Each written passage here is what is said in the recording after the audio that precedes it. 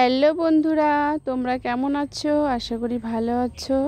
কিন্তু আমি ভালো নেই, আমার ভীষণই সমস্যা চলছে শরীরের। কি বলবো, আর শরীর এত অসুস্থ হচ্ছে দিন দিন, শরীর ভালোই হচ্ছে না। ওই জন্য কোনো ভিডিও ঠিকঠাক করে করতে পারছি না। কি বলবো, আর কিছু বলার নেই। নিজে বলে না, নিজে বেঁচে বাপের নাম, সেরকম অবস্থা হয়েছে। নিজে না বাঁচলে ভিডিও করবোই বা কী করে। এত শরীর খারাপ হচ্ছে দিন দিন, কি বলবো। রান্নাবান্না কোনো মতে রান্নাবান্না করে ছেলে মেয়েদের নিয়ে আছি, কোনো কাজই করতে পারছি না। তার ভেতরে বলছি তাহলে কি শেয়ার করব বন্ধুদের সঙ্গে, বন্ধুদের সঙ্গে তো গল্পও করা হচ্ছে না। যার জন্য আমি তাহলে ঠিক আছে, এই যে মাসকাবাড়ি বাজারটা নিয়ে এসছে, মুদি বাজারটা, ভাবলাম তাহলে এটা দিয়েই বন্ধুদের সঙ্গে আজকে শেয়ার করি। যা হোক, এই দেখো, আমার মাসের 1 তারিখ থেকে 5 তারিখের ভেতরে আমার মাসকাবাড়ি বাজারটা করা হয়। আমি প্রত্যেক মাসে মুদি বাজারটা করে রাখি, সুবিধা হয় আমার সুবিধার্থে। অনেকেই এখনও করে রাখে যদিও, কিন্তু আমিও করে রাখি, আমার সুবিধাই হয়।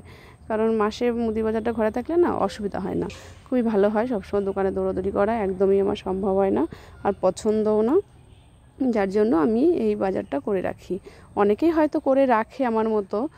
তোমরা কে কে করে রাখো অবশ্যই বলবে। আর দেখো আমি কি বাজার করি সেটা তোমাদের সঙ্গে শেয়ার করার জন্যই আজকে আমি আমার মাসকাবাড়ি বাজার নিয়ে চলে আসছি। এই দেখো, এই অঞ্জলি চাক্ষের আটা ভীষণ ভালো আটা। তোমরা যদি কেউ আটা খেয়ে থাকো তাহলে এই আটাটা কিনে খাবে। এই আটাটা ভীষণ ভালো।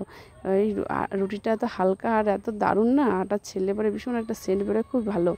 যাই হোক, আমি খাই বলে বলছি না, ভালো বলে তাই তোমাদের বললাম, ঠিক আছে? তোমাদের ভালো লাগলে খাবে, সেটাই বলছি। যাই হোক, আমি এই যে কী বাজার করেছি সেটাই তোমাদের সঙ্গে শেয়ার করছি। দেখো, আমার ছেলের জন্য পাস্তাটা, এই পাস্তাটা ভীষণ ভালো। আমি এই যে পুরো 1 কিলোর একটা প্যাকেট রেখে দিই ওদের জন্য।